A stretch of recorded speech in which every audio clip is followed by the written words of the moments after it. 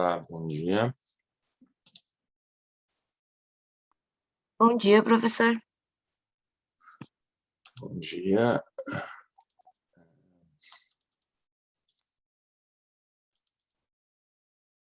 Então, na última aula nós falamos sobre questões vinculadas à oferta do CDC.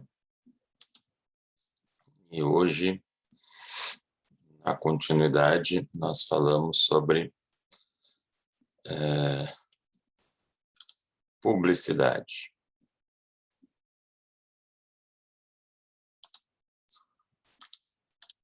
Também não deixa de estar ligado, né, desse aspecto da oferta, né? A publicidade é o principal elo, acaba sendo o principal elo hoje do consumidor com o mercado.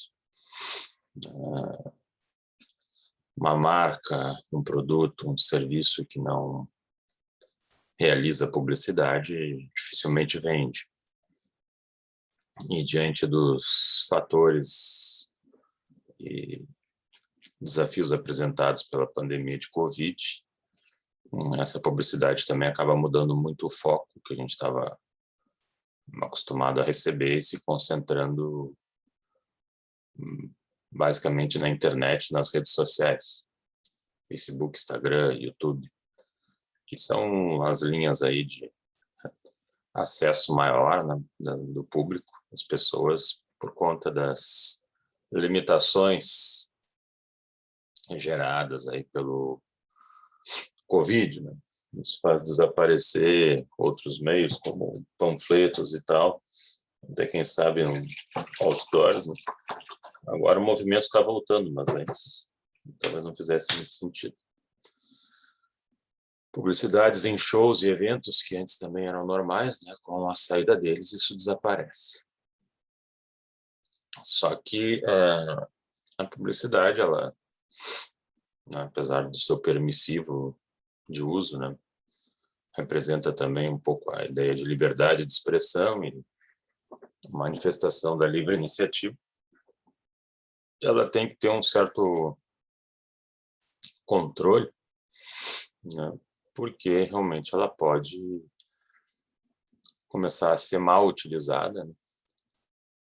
O CDC ele reprime dois cenários de uma forma mais concreta, a publicidade enganosa e abusiva. E no meio disso também outras estruturas podem ser focadas aí para assediar consumidores, acabar gerando até cenários como superendividamento, com a lei do superendividamento, a lei 14.181. A gente trouxe para dentro do Código de Defesa do Consumidor um direito básico à prevenção de superendividamento, no que diz respeito a contratos de tomada de empréstimos em mútua. E nesse contexto, né, se criou aí uma restrição a ofertas e publicidade de serviços de concessão de crédito, justamente por conta do assédio contínuo que exerce em cima dos consumidores, né, provocando aí problemas, então, depois de excesso de dívidas, né, por tomada, às vezes, irracionais, né, de valores, com promessas de realização, de felicidade, outras coisas que, na verdade, não são a realidade. Então, houve um aspecto bem interessante nessas modificações de superendividamento, que foi pontual em alguns temas da oferta e publicidade de crédito. Se não proibindo diretamente, né, mas também colocando aí algumas sanções sobre o fornecedor de crédito por conta dessas atitudes aí.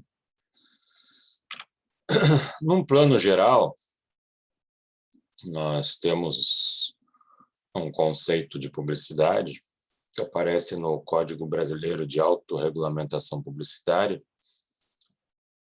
definindo ela como toda atividade destinada a estimular o consumo de bens e serviços, bem como promover instituições, conceitos ou ideias. Toda a questão da publicidade está ligada ao lucro, né? Vincular uma marca, um produto, um serviço, para gerar o lucro que é o resultado da venda. O lucro não é uma coisa proibitiva e pecaminosa, né? É o resultado da atividade empresarial. A questão é ver os caminhos desse lucro, né? E como é que ele se mostra em termos de retorno também à sociedade, né? Gerando outros fatores como empregos, impostos e etc. Não está sendo englobado nesse conceito a ideia de propaganda. Propaganda são ideias, são mensagens focadas sobre uma ótica educacional, governamental, que não visa promover atos de consumo. Já a publicidade sempre está ligada direto ou indiretamente a promover o consumo de bens ou serviços de uma determinada marca, de um determinado comércio. O Código Brasileiro de Autorregulamentação Publicitária não é uma lei ordinária.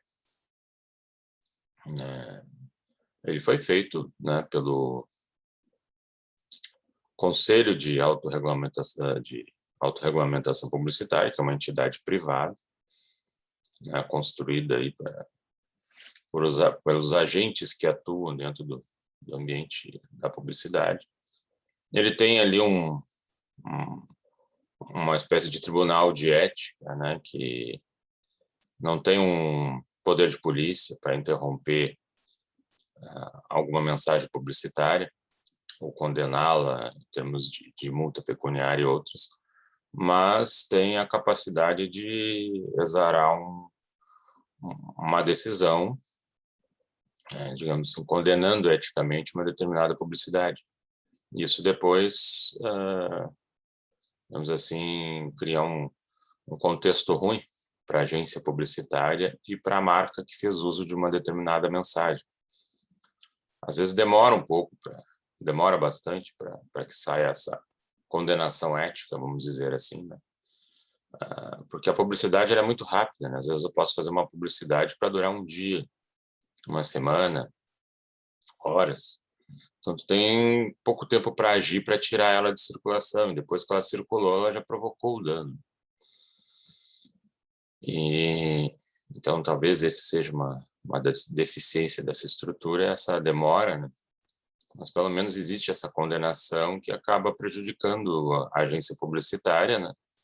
No sentido de ter sido, digamos assim, reprimida moralmente por construir uma publicidade exagerada. A Benetton, uma marca de roupas aí, ela sempre, com a ideia de ser de vanguarda e revolucionária, ela tinha outdoors, né, provocando, né, mais provocativos, né, tentando romper dogmas, né, da sociedade, alguns muito errados, né, outros talvez em desrespeito para tentar forçar, né, a barra, né, e no fim, em que pese ela lance essas imagens, essas informações, a ideia dela é veicular a marca, né, e colocar a marca dela como um apoiador daquilo que ela está divulgando. Ela acho que foi uma das primeiras empresas, né, a usar nas suas publicidades, né, pelo menos em termos de Brasil, né, a desenvolver e usar mais pessoas afrodescendentes, né, o que é ótimo, né. Mostrava também, às vezes, uma criança descendente com uma branca, excelente isso. Mas tem coisas também que já exorbitava. Tinha uma imagem que mostrava, se eu não me engano, não sei se foi aqui, era uma freira beijando um padre. Né? Para o Brasil, que é um país, né, de maioria católica, ou pelo menos de um grande número de católicos, isso já ofende a religião, e aí já é um outro tipo de sentimento, né? Aí você já entra no contexto da publicidade abusiva, né? Não é, digamos assim, não é na porrada que você vai resolver algumas restrições que você tem com algumas instituições, né? Então tem que respeitar os espaços por onde você caminha, né? Você pode provocar algumas discussões, mas não precisa ser tão concreto, né? E tão agressivo, né? E aí por isso justamente existe a ideia da publicidade abusiva, que nós vamos falar, né? Nós temos o uso também de muitas figuras para promover venda de produtos, mas que acabam violando, ou de forma direta, valores sociais nossos, né? Ou de forma direta, ou às vezes imperceptíveis, né? Mas há um desrespeito, né? Num contexto social, né? Então a publicidade ela passa, né? Por esses desafios, né? E às vezes quem está interessado em vender não está muito interessado em respeitar algumas coisas, né? E um grande desafio da publicidade é que quando você combate ela, e estou falando aqui na má publicidade, né? Daquela que não respeita limites, porque a perspectiva dela é estimular vendas, né? Aí já é digamos assim, um sentimento capitalista total, né? De um capitalismo ruim, né?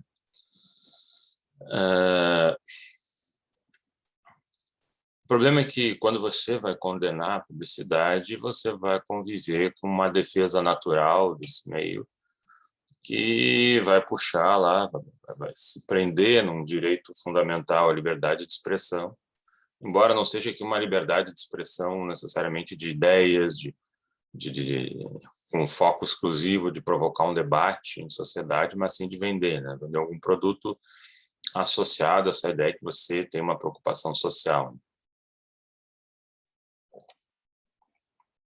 Hoje, se você se apresenta como uma marca que apresenta uma certa preocupação social, você consegue um cenário de destaque, né? A imagem que você dá é que você é uma pessoa interessada, né, em resolver alguns desafios, né, da vida pós-moderna, e com destaque para as questões ambientais, né? Então a gente vê hoje uma série de marcas que no passado não apresentaram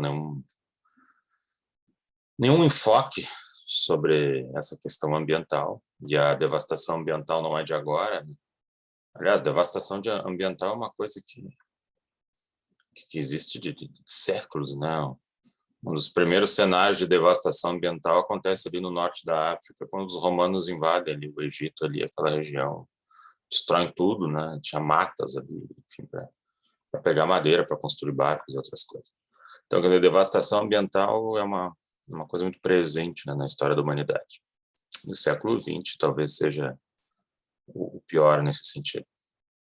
Então, aí essas marcas, né, algumas se apresentam com essa ideia desse vínculo ambiental, algumas falando mais sério, outras só para usar como marketing mesmo. Tem uma figura que se chama de greenwashing, né? Vamos dizer assim, uma lavagem verde, né? Às vezes você é um baita num poluidor, mas você apresenta lá um marketing mostrando que você é muito preocupado com o meio ambiente, ou às vezes você não tem nada a ver com o meio ambiente, né? Quer dizer, diretamente você não tem nada a ver com uma degradação ambiental, mas daqui a pouco você começa a vincular isso porque ficou legal, porque é um negócio que vende, enfim. E outros contextos, né, que vão surgindo, né, e algumas vão se aproveitando disso como um elemento até de retorno, né, social, né, mas também para promover a venda de seus produtos. E a publicidade, do ponto de vista jurídico, tem alguns princípios que a regem, né, que vão ser cobrados juridicamente, né, a observação deles. Porque não existe é difícil você pensar num direito absoluto a tudo, né, em termos de convivência jurídica, né? talvez só a vida, né, seja o princípio realmente absoluto, mas outros direitos, eles têm que fazer seu teste de legitimidade a partir de princípios e regras, né?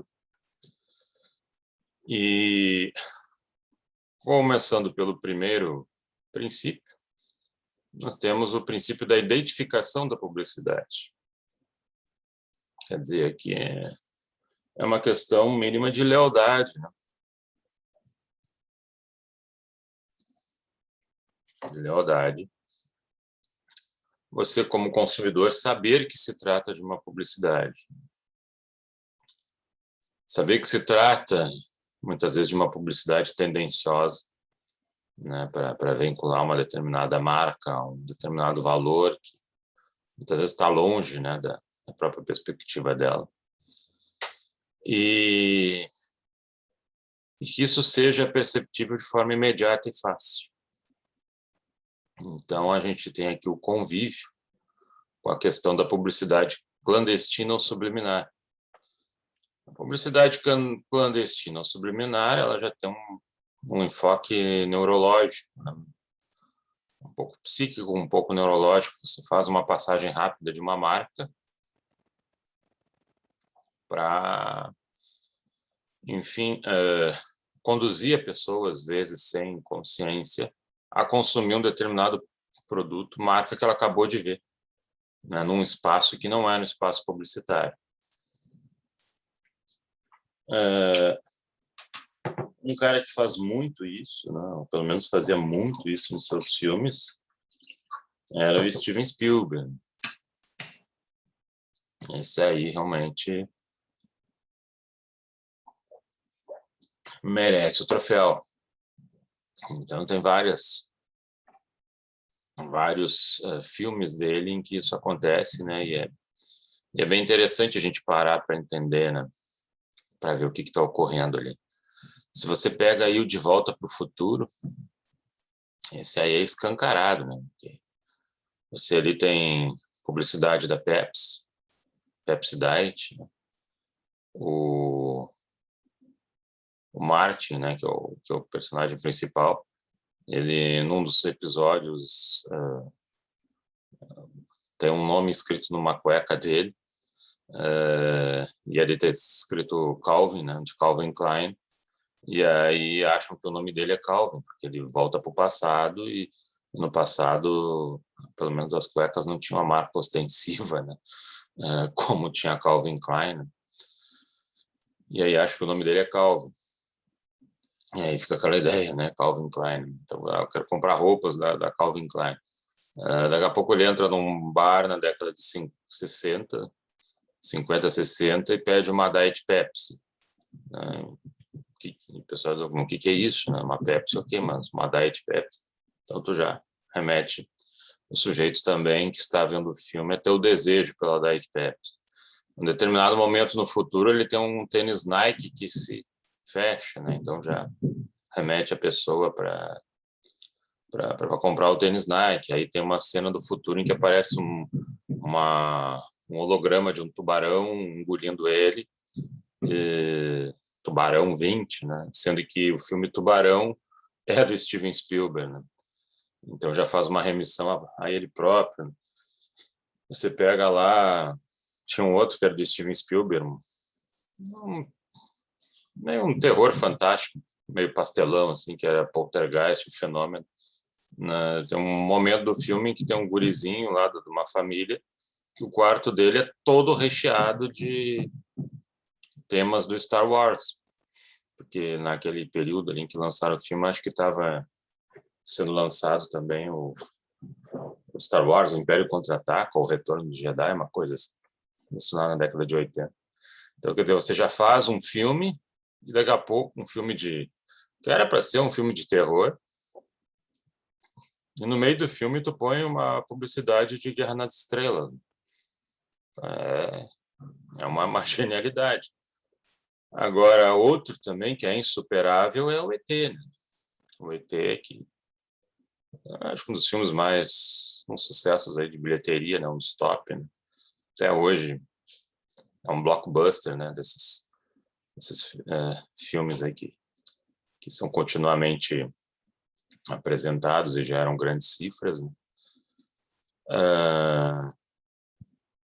Como é que o ator, né, o personagem principal do filme, né, não querendo dar spoiler, ele atrai o ET, né, e aí começa o vínculo de amizade deles, né? Pô, o sujeito vem lá de, sei lá que galáxia, numa nave, né, sofisticada e tal, embora a aparência dele não seja esteticamente interessante para nós humanos. Ele vem lá dos confins de sei lá onde, e o gurizinho atrai ele por balinhas da M&M's. Até o Steven Spielberg tinha oferecido essa ideia para a Hershey's não quis, foi um erro estratégico dela. E a M&M deu um salto assim, em termos de venda. Por quê? Porque o ET gostava de M&M. Quer dizer, a criatura atravessa milhões de galáxias para parar na Terra para comer M&M. Mas tudo bem, tocou, né? Foi. Então, quer dizer, tu sai dali, tu vai ver o filme, vai, eu quero M&M. Tu sai dali, eu quero comer M&M. Então, tu cria esses cenários de uma publicidade clandestina. Por quê? Porque você não fez o recorte, né? O recorte é você está apresentando um filme e daqui a pouco você para o filme. Agora vai entrar uma publicidade. Agora vai entrar algo. Você não põe ela no meio. Não, você não enfia ela no meio dos personagens, que às vezes tem que tomar sei lá, quer tomar um refrigerante, um café, uma água, enfim, você não põe isso no meio para não criar esse rastro mental, né, de desejo por esse tipo de produto num ambiente de desleal, porque você não está identificando a publicidade. Um outro princípio também é o princípio da veracidade, né, que garante que aquilo que é informado é legítimo, né? E aí é justamente isso, é o contrário da publicidade enganosa. A publicidade enganosa já é. Professor, Pode perguntar. posso fazer uma pergunta? Por Sim. exemplo, algumas novelas da Globo, eles colocam alguns produtos assim, tipo Coca-Cola, ou até produtos nacionais. Isso estaria certo ou tem algum problema? Isso é publicidade clandestina. Ah, O que eu vejo hoje, né? Eu não sou de assistir assim novela, nunca fui, mas quando você passa ali em algum momento, o que tem me chamado a atenção hoje é que eu vejo até outros programas, né? Até mais curtos, né? Cômicos. Eles botarem uma tarja numa garrafa de cerveja, por exemplo, escrito cerveja, dispensando o uso da marca. Aí talvez para evitar isso, né? Embora tu crie o desejo, não há dúvida que tu cria o desejo de consumo daquele produto. O Big Brother é né? Mas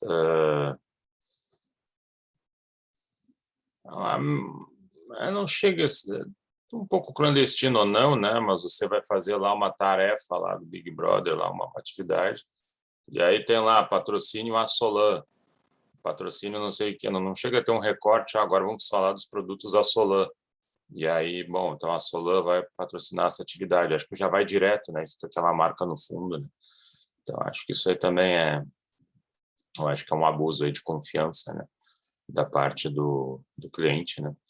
E o Big Brother, acho que esse último aí deve ter atingido níveis de audiência enormes, até críticos naturais do Big Brother e outros acabaram assistindo, por quê? Porque as pessoas estavam em casa, né? Enfim, e era uma forma de se conectar com algo vivo, né? Então, tu imagina o que não era o custo de segundos ou minutos aparecendo ali no Big Brother. sim, Então, claro. quer dizer, a marca que tinha seu nome divulgado ali estava botando um caminhão de dinheiro, né? E é por isso que o programa continua ativo, né? Não é porque alguém lá da Globo necessariamente gosta dele, é porque ele dá dinheiro. Senão Sim. não seria transmitido, né? É, Princípio da transparência, um outro, né? Porque aqui diz que, a fim de possibilitar a averiguação, se a publicidade é correta ou não, né? Se o que está sendo transmitido é real, o fornecedor tem que manter em seu poder dados fáticos, técnicos e científicos.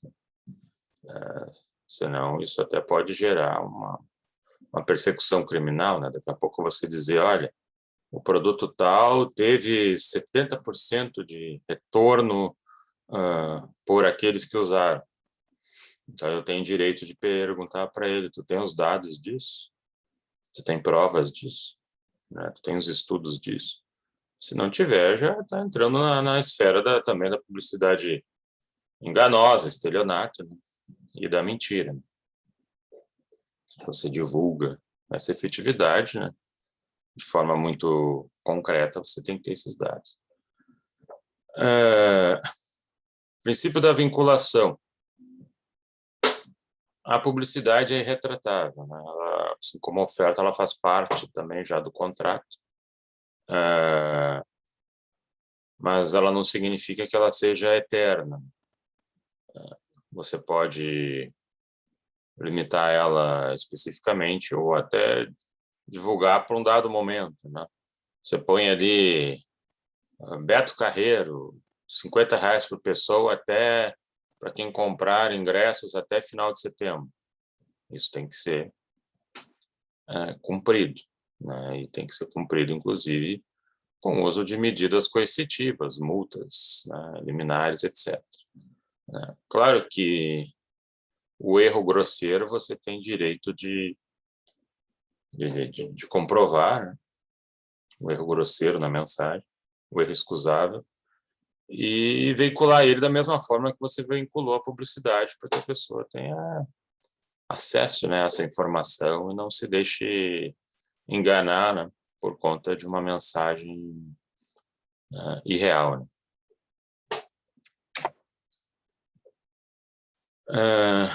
Nós temos aqui um caso das tampinhas STJ, concurso prêmio, numeração elegível CDC. A fornecedora de refrigerante que lança no mercado campanha publicitária sob a forma de concurso de tampinhas premiadas não se libera de sua obrigação ao fundamento de que a numeração é elegível. O sistema do CDC, que incide na relação de consumo, não permite à fornecedora, que se beneficia com a publicidade, exonerar-se do cumprimento de sua promessa apenas porque a numeração que ela mesma imprimiu é defeituosa, em que o defeito tiver sido comprovadamente causado, apenas regula a hipótese em que o defeito tiver sido comprovadamente causado pelo consumidor. O CDC abrange a publicidade empregada com a finalidade de aumento de vendas por meio de sorteio de prêmios.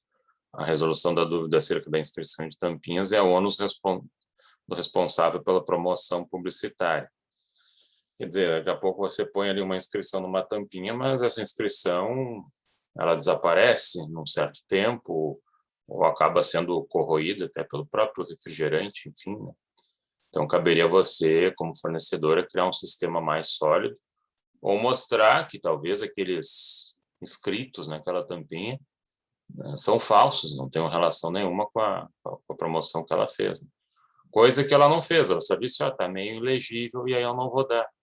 Não, está ilegível porque você construiu mal esse equipamento, né? E aí você prometeu o prêmio, tem que garantir a veracidade da publicidade. Então, ela tem que ser cumprida. E aqui vai também, né? O ônus da prova da veracidade e correção da informação cabe a quem a patrocina. Né? Então, cabe à empresa, ao fornecedor, mostrar claramente que aquilo que alguém está cobrando não tem relação nenhuma com algo que ela tenha promovido.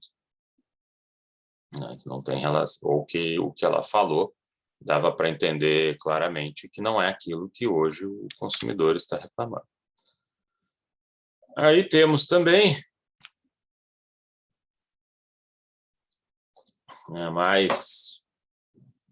de forma mais precisa,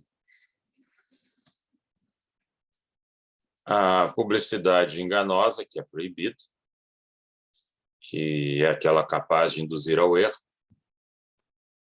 Isso pode ser focado sobre um determinado grupo, os idosos, crianças, etc. E pode produzir esse erro mesmo através de omissões, deixando de informar questões necessárias ao produto, né, ou serviço, né?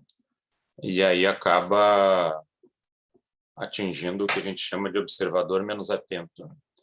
Então, você não faz uma análise de erro pensando que a pessoa estaria bem informada e teria como reagir àquilo.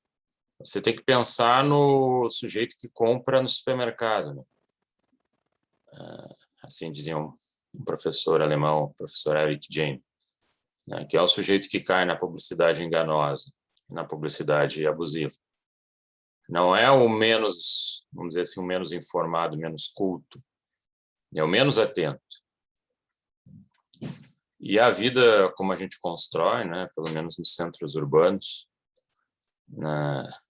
sempre célere e rápida, né, e com necessidade de correr aqui e ali, tem de família, trabalho, você não se apega muito a ficar interpretando determinadas situações no sentido de investigar, será que isso é verdade mesmo? Será que isso não é furado? Então, você é o comprador do supermercado. O cara que vai no supermercado, uma pessoa que vai no supermercado, né, e eu estou falando aqui no supermercado para comprar aquelas coisas da subsistência, de alimentação a produto de limpeza. Uma coisa é ir no supermercado com o tempo para selecionar qual tipo de cerveja que você quer, qual vinho, champanhe você vai comprar e qual carne gourmet você vai fazer. E já quase assim um momento da terapia, né? Terapia via compras, né? Eu estou falando do sujeito do dia a dia. Você tem, eu tenho meia hora para fazer compras, tenho 15 minutos, tenho 40 minutos.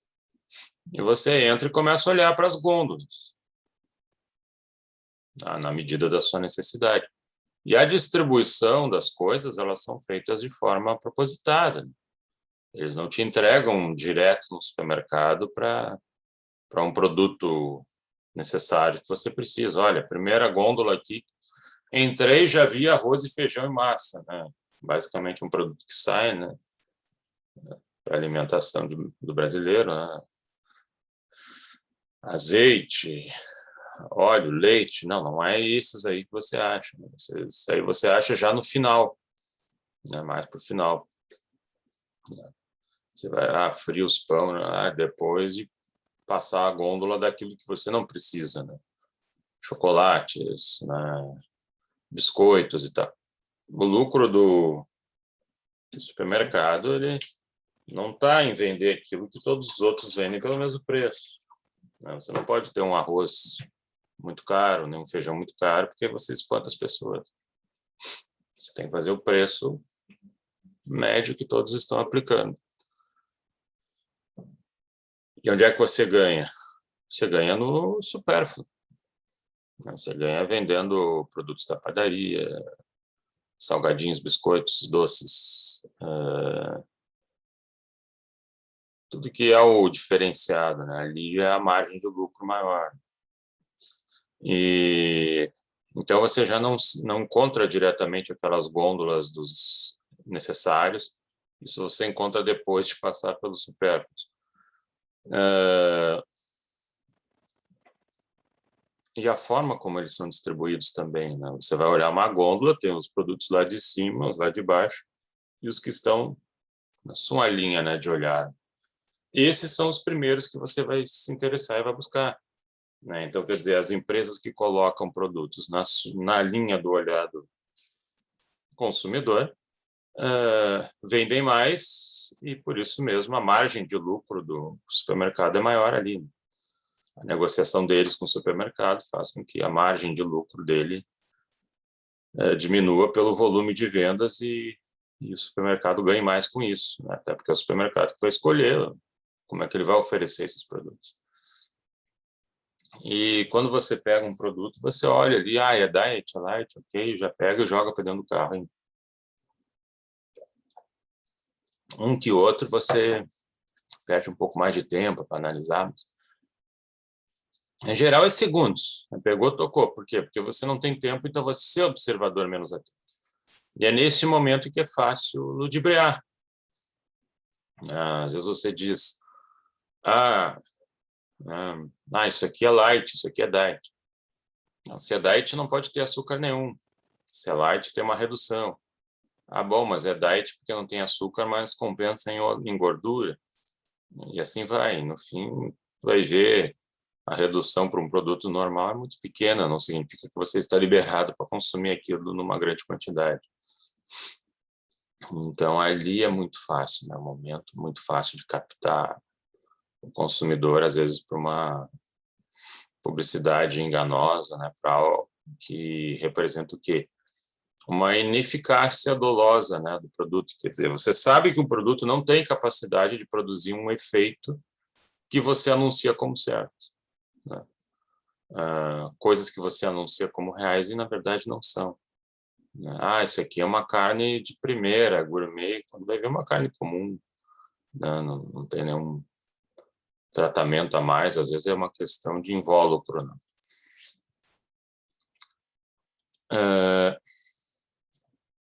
Em sendo enganosa, existe a sanção penal, só que as sanções penais do CDC são muito limitantes em termos de apenamento, tudo é pena de detenção. E acaba havendo uma persecução criminal mínima em cima disso. Existem punições administrativas que envolvem também multas pecuniárias, em geral é a grande massa delas. Às vezes se consegue alguma suspensão de vendas. Né? Tinha aí até foi a professora Flávia do Canto, que uma vez ela fechou lá uma semana o nacional lá da Nilo Peçanha, quando ela era diretora do PROCON estadual, porque eles botavam produto à venda já com validade expirada e outros que o valor na gôndola não fechava com o que passava no caixa. Mas não era uma vez, né? Foram pilhas de vezes, notificações e denúncias e tal, os caras continuando, até que, bom, não adianta multar com 10 mil, 20 mil, 100 mil, tem que fechar mesmo o supermercado. Os caras têm que sentir de forma mais veemente. Aí ela conseguiu.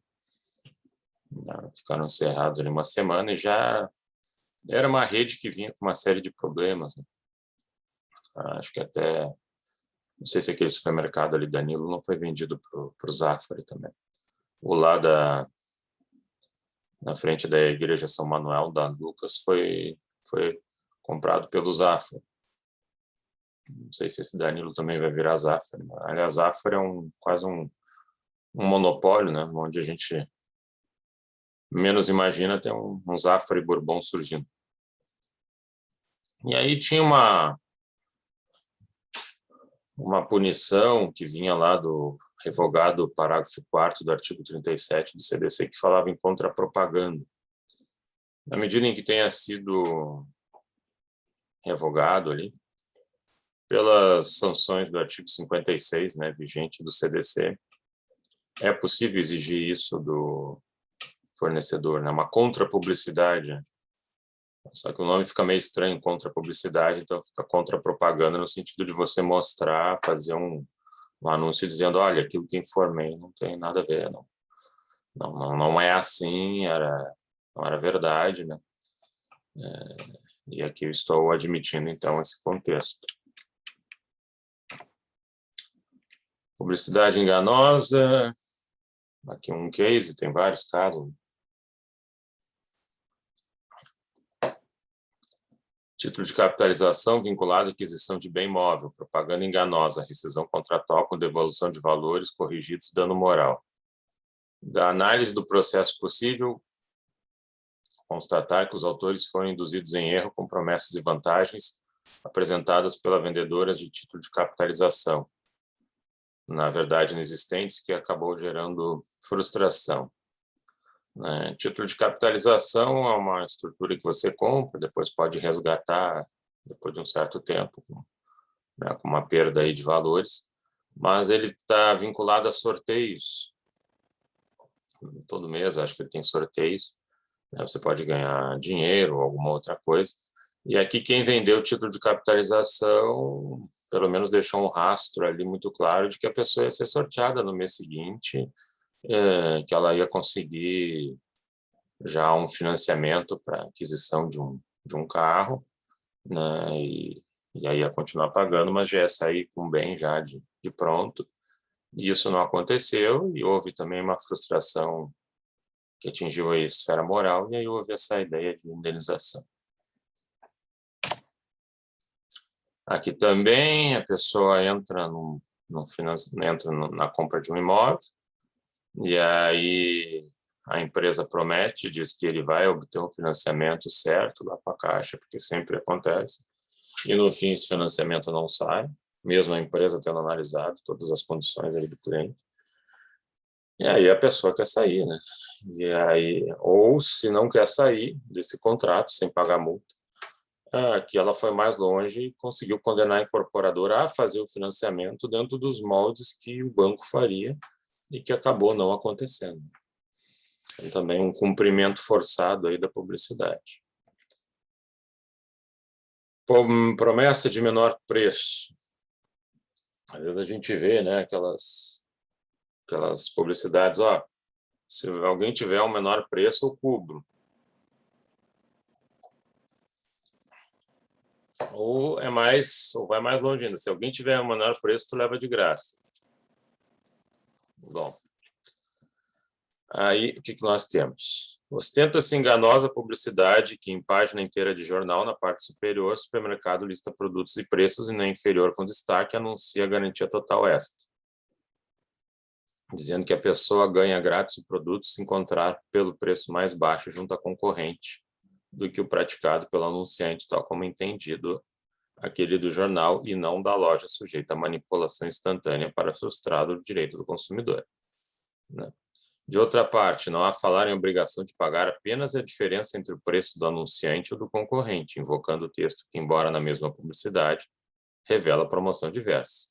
Na realidade, face à clareza da mensagem no sentido de ganhar grátis o produto, o anunciante faz um desafio a todas as pessoas sob promessa de recompensa.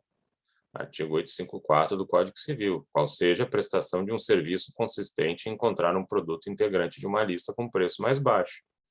Para fazer jus ao produto, não era preciso comprá-lo, basta encontrar o menor preço na rede de concorrentes. Então, eu não precisava nem comprar de um concorrente.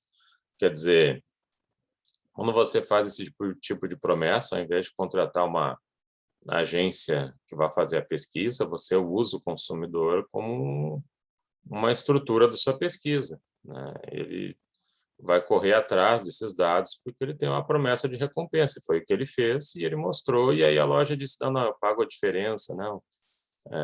Para esse produto eu tinha um outro aviso, tu não viu. Não, foi bem claro ali anunciar que era grátis, né? E aí há essa quebra de confiança, né?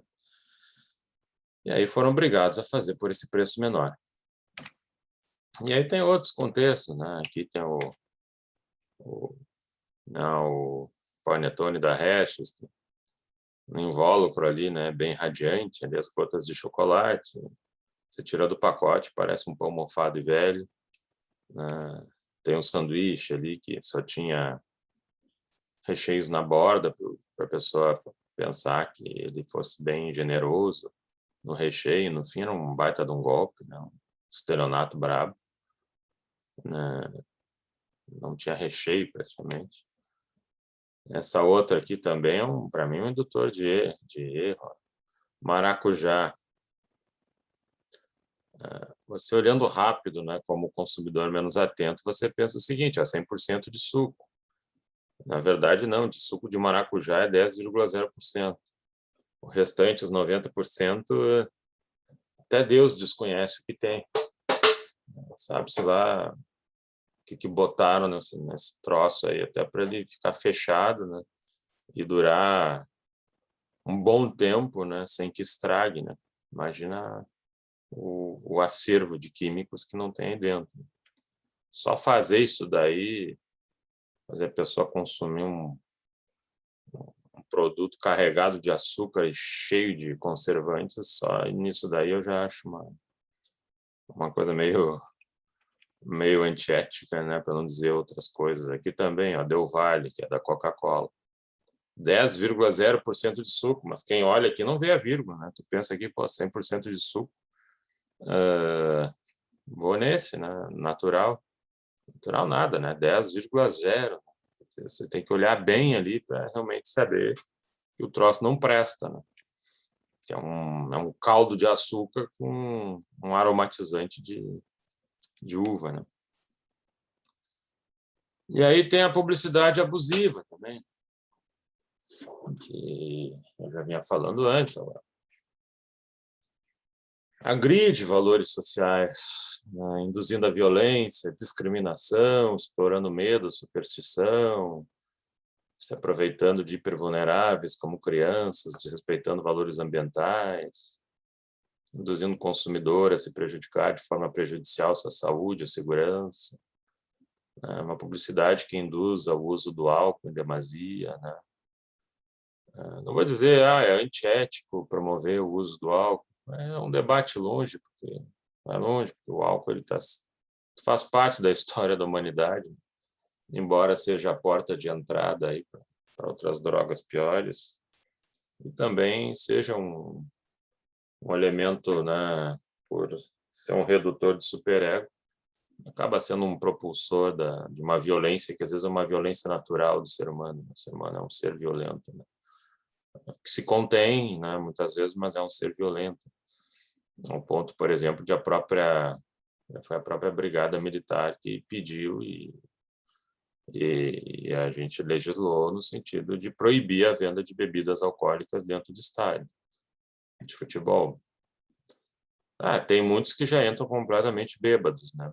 Você vai num estádio, você vê nos arredores do estádio, né, pega ali a Arena do Grêmio, já no território dela mesmo, você vê várias bancas de cerveja artesanais e até das grandes marcas.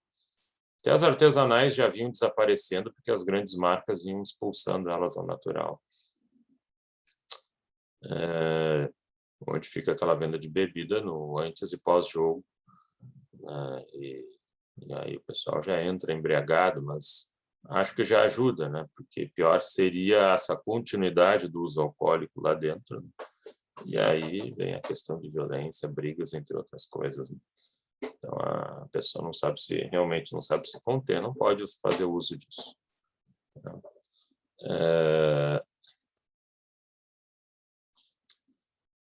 Então ele tá muito marcado, né? Ele tem uma forte publicidade em cima disso, né? E na medida que pode ser algo prazeroso, pode ser também algo perigoso.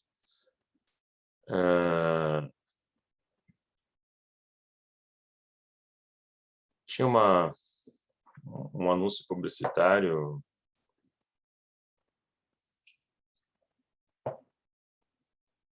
que mostrava crianças invadindo e quebrando toda uma loja para pegar um tal de chocolate, crianças pobres quebrando toda a loja. Porque o chocolate era legal, não, o chocolate era delicioso, e aí você não tinha limites, né? Não importa o que eu faça, eu preciso daquele chocolate. E isso era discriminatório com pessoas mais pobres e induzia a violência, né? E fazia pensar que na vida vale tudo, né? Para ter determinados momentos aí, sensações de prazer, né? Como também acaba sendo abusivo você fazer uma publicidade de um carro enaltecendo a capacidade dele de velocidade, né? Num país aí com sérios problemas de acidentes automobilísticos, você vender um carro induzindo alguém a correr, né? Realmente você não está nem aí para o seu cliente, né? Você quer vender, né? Abusando, né? De um contexto aí de sensações radicais, né? Enfim.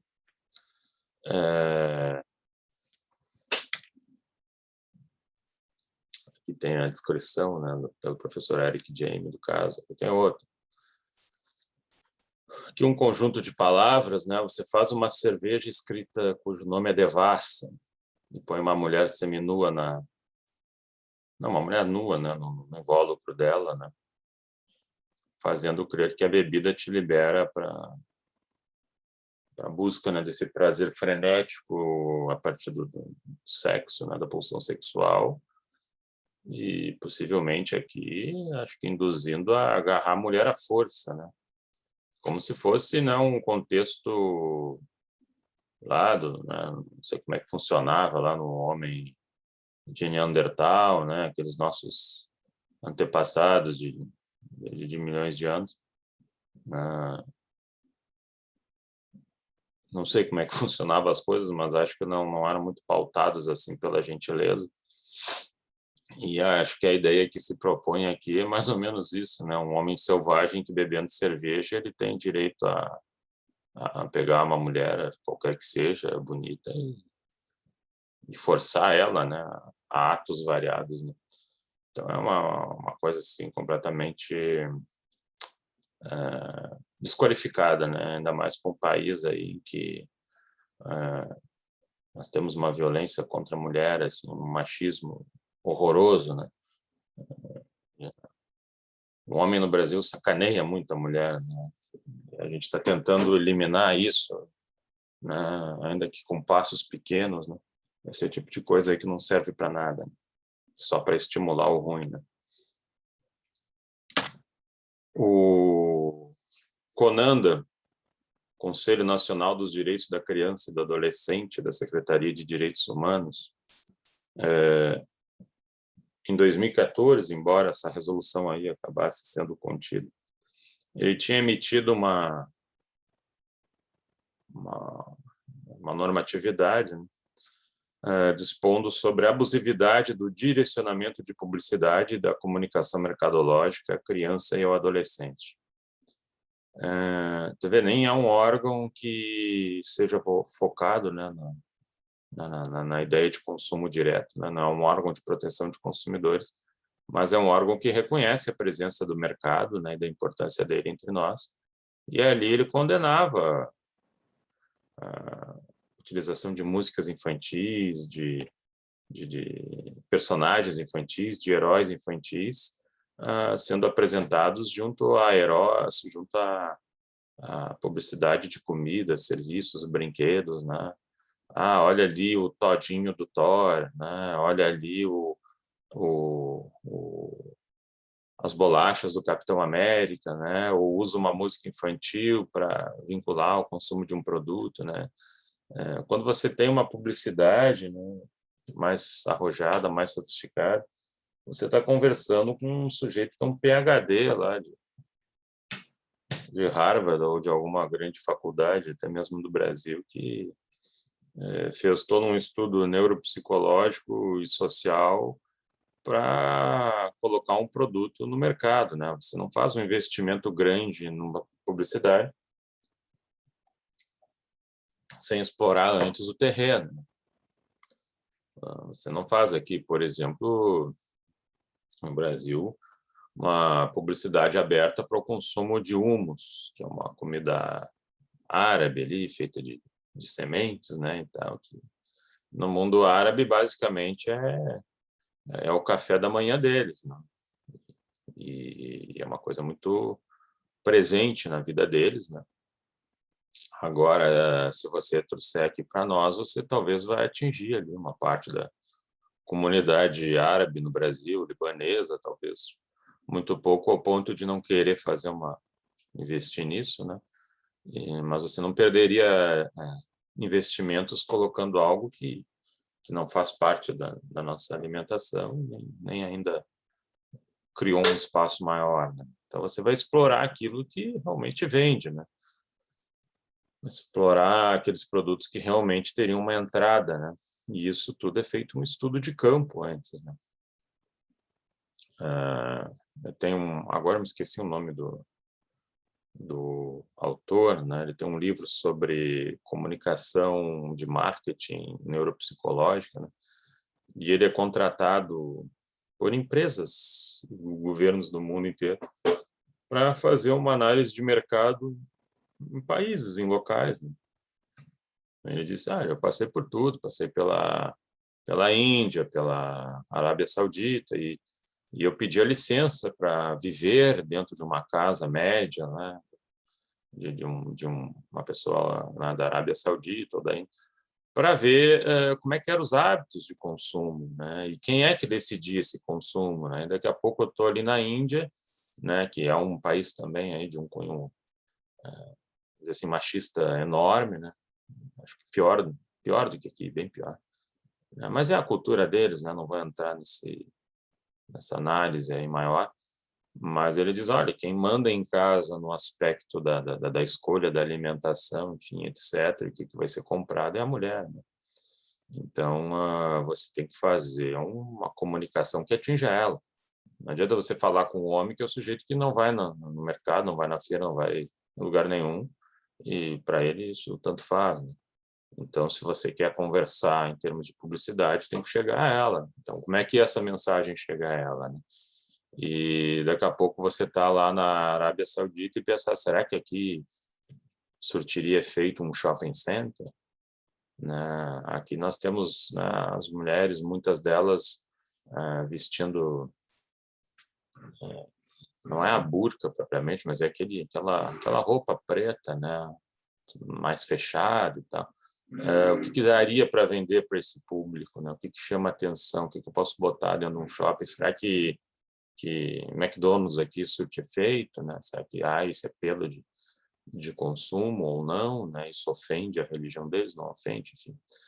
Então, você tem que fazer esse estudo de campo para ver o que você vai oferecer, né? E, no meio disso, acaba explorando, né, setores mais fragilizados, como é a criança, né? Hoje em dia, já não é mais nem a questão de duas TVs, né? Na década de 70, você tinha, para aqueles que conseguiam, tinha uma TV em casa, uma programação infantil muito restrita, né? De manhã alguma coisa, de tarde outra, de noite nada. De noite era ver novela, jornal com a família, onde a própria família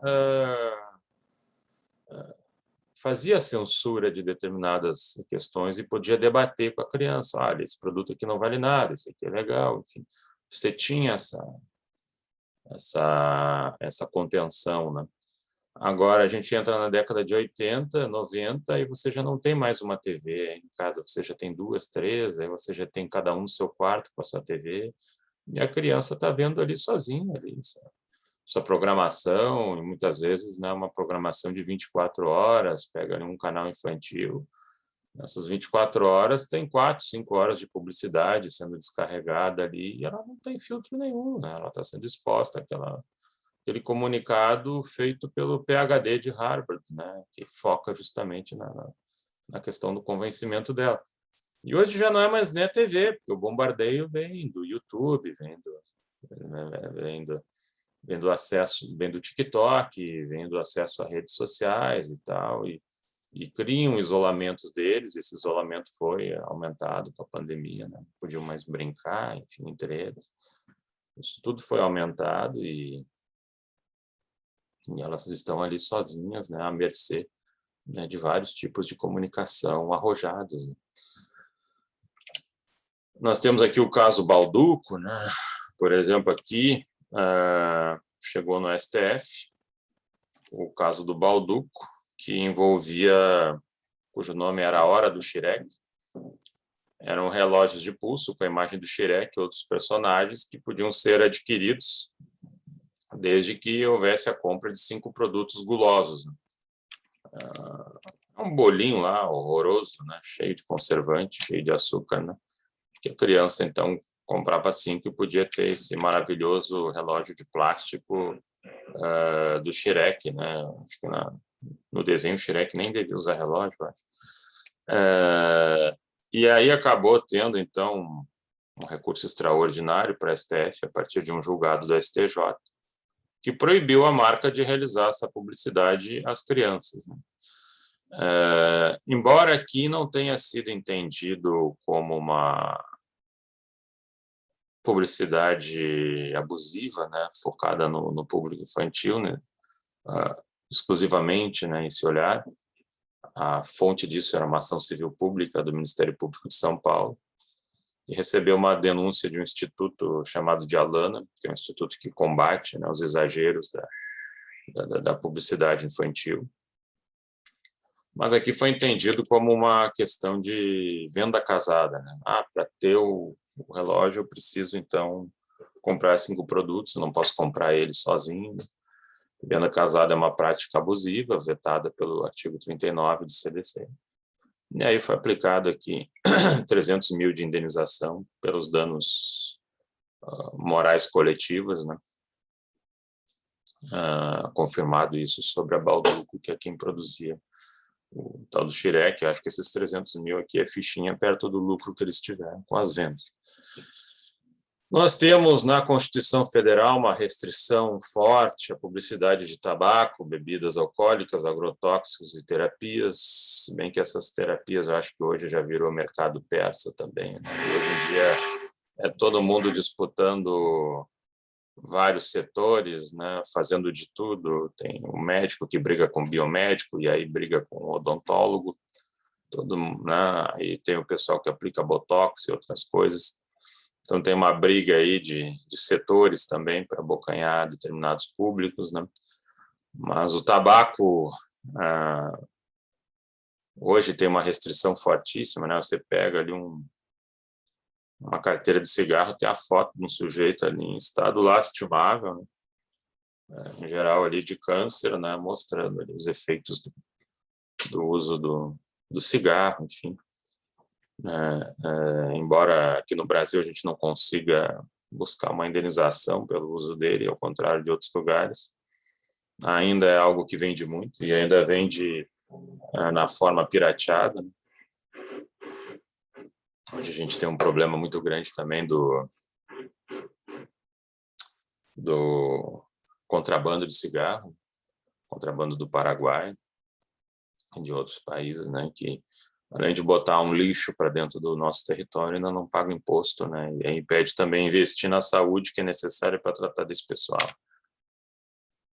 E um outro detalhe aqui é como é que fica a responsabilidade dos agentes responsáveis pela oferta e publicidade. Para fins legais, quem é que seria fornecedor para assumir o contexto de responsabilização?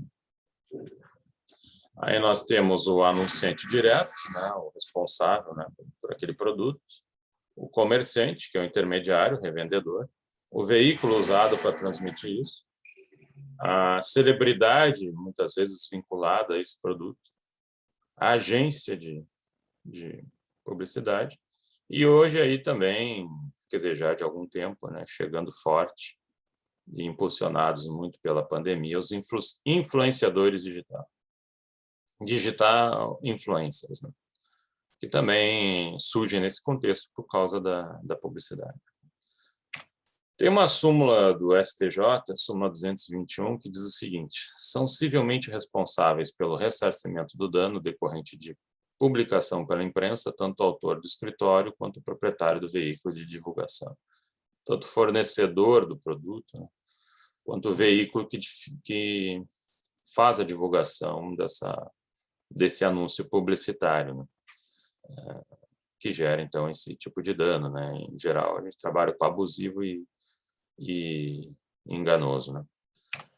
O anunciante direto é quem paga pela veiculação do produto, né? Seja a marca em si, ou a cadeia de varejistas ou concessionária, né? Aqui nós temos um RESP julgado no STJ, dizendo que o fabricante é obrigado a entregar o veículo nos moldes anunciados, mesmo diante da falência de concessionária com quem o cliente havia contratado, porque ele foi atrás da informação e da marca, né? Eu encomendei um veículo lá numa concessionária da marca Ford, ela faliu, a Ford tem que me entregar, né? Era uma espécie de longa-manos da Ford. Comerciante, né, o sujeito que vai fazer a venda do produto, que não produziu, ele aproveita-se do anúncio, né, e daqui a pouco tu põe lá no teu comércio justamente esse anúncio daquele produto que é um produto enganoso, né, uma informação enganosa, né? E quando você permite que esse local seja usado para divulgar esse anúncio, você se torna corresponsável, frisando que aqui não precisa da prova da culpa e do dolo, né? Basta você ter o dano e a atividade, né? Porque aqui no CDC você trabalha com a ideia da responsabilidade objetiva. Então, na medida em que você comercializa e dá margem a um anúncio publicitário falso, né? Mesmo que você não tenha noção completa sobre isso, né? Se tiver noção completa, bom, aí você entrou no dolo. Se você não tem noção sobre isso, mas você cria no seu espaço comercial, né, um ambiente para divulgação dessa comunicação, você pode ser também responsável, corresponsável com o fabricante do produto. O veículo. De regra, o veículo que anuncia a mensagem não é fornecedor. Mas a gente pode trabalhar com as seguintes ideias. Primeiro, violação de um dever de vigilância sobre aquilo que veicula, né? E aí o veículo pode já estar sabendo da incapacidade do fornecedor em cumprir aquilo, né? Põe um preço lá embaixo para um determinado produto que pode atrair milhares de pessoas e tu já tem uma noção que aquele comerciante não tem como dar vazão a isso, né? A menos que ele botasse válido até as primeiras 100 unidades, 500 unidades, mas no mais ele não tem como dar uma vazão maior e tu já percebe isso, né? Ou porque também tu já sabe que é uma publicidade enganosa, né? Um produto que... esse produto aqui é um remédio que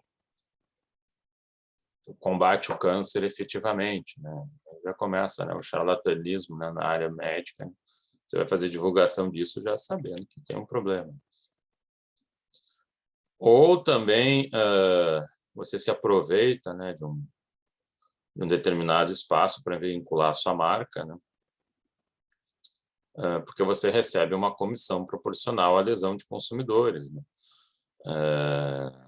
Daqui a pouco é um produto que está vinculado ao seu grupo empresarial, né? Nós tínhamos ali o Banco Pan-Americano, que pertenceu ao Grupo Silvio Santos, acho que esse Banco Pan-Americano até quebrou, não lembro o que aconteceu com ele.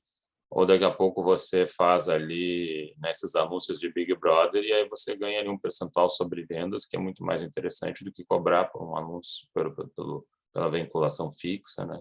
Então você se torna parceiro também dessa marca, né? E se ela está faltando com a verdade ou agindo abusivamente, você marca seu espaço como corresponsável. Aqui tem uma condenação do show do milhão, porque a pergunta foi mal elaborada, e aí então o sujeito acabou tendo também aqui um direito a uma indenização. A celebridade é o sujeito que acaba endossando, né, os produtos e serviços, garantindo a qualidade deles. Pode ser que você tenha sido contratado só para fazer aquele anúncio, daqui a pouco você tem um percentual sobre vendas daquele produto, né? Acho que o Faustão tinha isso em relação a algumas financeiras e outros, e aí você tem um vínculo maior, você endossa ainda com mais veemência a qualidade de um produto que daqui a pouco está gerando danos, né? Está gerando o que é prometido não é cumprido, né? E aí você se torna também um sócio parceiro daquela marca. Claro que você explora muito essa ideia da publicidade, da imagem da pessoa, dependendo do contexto que ela apresenta, né? Como se ela se apresenta mais ou menos confiável. É muito comum você fazer isso com celebridades aí do público infantil. Se a Xuxa está anunciando esse produto é porque é bom, porque ela é legal com as crianças, ela é bacana. Se o Bozo está fazendo isso aí também é legal. O Capitão América, ele protege as pessoas, ele não vai me fazer, né, comer um produto que não presta, né? Você abusa, né, dessa boa fé, né? E dependendo, você se torna sócio também dessa marca, né, um parceiro, e ele acaba sendo também, vamos dizer assim, condenável pelas falhas que apresenta aquela comunicação ou o próprio produto. E a agência também, que pode apresentar falhas, né, ao apresentar informações equivocadas, né, por culpa dela, ou já também sabendo que isto era falso, né, inverídico, né? As falhas dela que acabam caindo sobre um anunciante, né, que muitas vezes não estava com essa ideia de fazer uma estrutura enganosa ou publicitária, né, mas que acabam recaindo sobre ele, porque ele é o dono da marca, também vão atingir ela, inclusive na ideia de direito de regresso, né? Quer dizer, o anunciante vai para cima dela por eventual danos que ele tem que se ressarcir por conta de uma promessa que não era o objeto que ele queria que fosse divulgado. E aí, por último, nós temos os digital influencers, né? Influenciadores digitais, né? Os influenciadores digitais, desde 2014, e com a pandemia, um upgrade muito maior ainda, eles viraram os novos personagens da publicidade, propaganda e marketing, né? Quer dizer, muito ator perdeu o mercado e espaço por causa desses digital influencers, que são indivíduos aí que têm 1 milhão, 2 milhões, 5 milhões de seguidores, às vezes até mais. Eu não acompanho nenhum digital influencer, né? E eles têm várias facetas. Às vezes é só alguém que né, que entra ali com o seu programa para falar do seu dia a dia, coisas que consome, etc. Daqui a pouco é outro que é um digital influencer porque ele é um gamer, né? E aí ele fica toda hora apresentando dicas de jogos e tal, e jogos de grande acesso, né? Que o pessoal joga bastante. E no meio disso ele acaba também se transformando num digital influencer para compra disso, compra daquilo, invista naquele upgrade e tal, enfim. E eles criaram um elo muito importante entre consumidores e fornecedores, né, com a pandemia mais ainda. E eles acabam sendo formadores de opiniões, né, modificando comportamentos e mentalidades, e na grande parte das vezes com foco na publicidade. Nós temos aí um debate muito grande no que diz respeito a influenciadores mirins, né, crianças, né, que aí estariam sendo colocados para trabalhar, mas tem meninos aí que daqui a pouco aparece ali com um dinossauro da marca X, ou uma comida da marca Y, e são crianças seguidas aí por 1 milhão de outras crianças, né? E o que aparecer ali leva, né? O que aparecer ali vende. Então, eles acabam ganhando dinheiro do YouTube pelo número de acessos, né, mensais que eles recebem, eles acabam ganhando dinheiro das marcas, né, que anunciam ali seus produtos ali. Quanto mais você é visto, mais você recebe, né? E não ganham pouco, né? E daqui a pouco a gente vê também os sujeitos tentando, digital influencer ali, o cara comprou um Porsche, comprou uma Ferrari. Eu não acho que seja fácil a vida do influenciador digital, no Brasil principalmente, porque a gente tem um país aí que está dividido ali entre duas tendências ideológicas, políticas, né, muito marcante. E hoje tudo que é tema que você fala, ele está associado de uma ou outra forma, né, basicamente, a essas tendências ideológicas. Então, o sujeito ele tem uma obrigação aqui diária de não falar em temas polêmicos, porque qualquer coisa que ele falar, ele já perde metade dos seguidores dele, né, ou mais até. Daqui a pouco você é um influenciador digital gremista, né? Você já sabe que não vai ter seguidores do Inter, né? ou muito poucos. Então, você só vai falar bem do Grêmio, mas com foco de atrair o pessoal do Grêmio, né? E vice-versa. Então, o cara ele também caminha em cima de